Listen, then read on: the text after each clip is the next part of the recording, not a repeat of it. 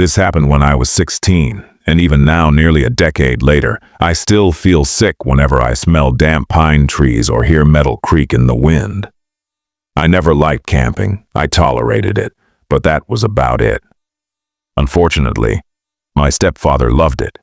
Every year, without fail, he dragged me into the woods under the excuse of building character. That fall, he planned a weekend trip to a campground a few hours outside town. I begged him to cancel, but instead, he surprised me by saying I could bring a friend. I chose my best friend, Ryan. Ryan was the opposite of me, fearless, reckless, and always bored. He thought the idea of camping next to an abandoned amusement park was awesome. Yeah, I forgot to mention that part. When we arrived, the campground already felt wrong. It wasn't quiet like nature should be.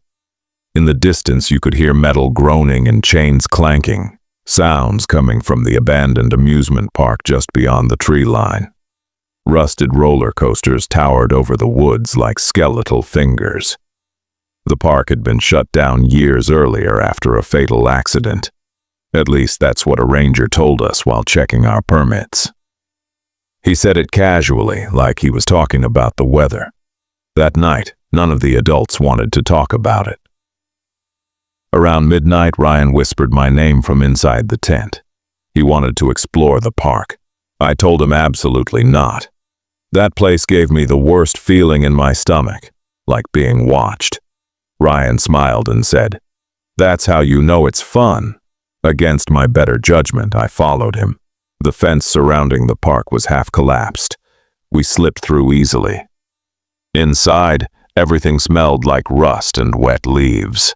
Our flashlights bounced over broken ticket booths and shattered mirrors from old fun houses. Then we heard footsteps. At first, we thought it was security. We ducked behind a food stand and killed our lights. A figure moved between the rides, slow and deliberate.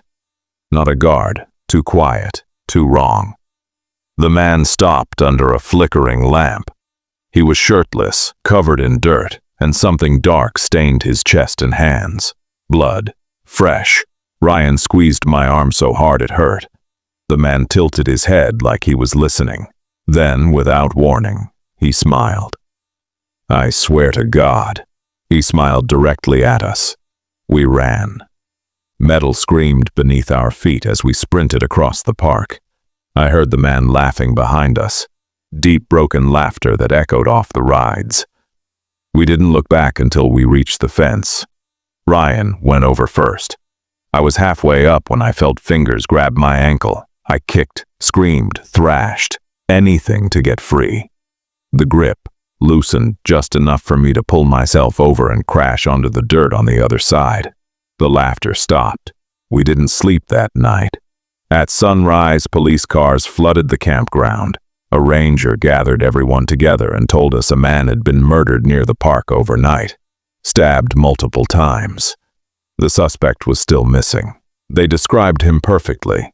Shirtless, bloody, mid-30s. Ryan and I locked eyes. We never told anyone. I don't know why. Fear, shock, guilt. Probably all three. 2 weeks later, they found the body of another victim near the same park. The killer was never caught. Ryan refuses to talk about that night now. He pretends it never happened. But sometimes when I close my eyes, I still see that smile under the flickering light. And I know one thing for sure. He wasn't chasing us to scare us. He was chasing us because he didn't want witnesses.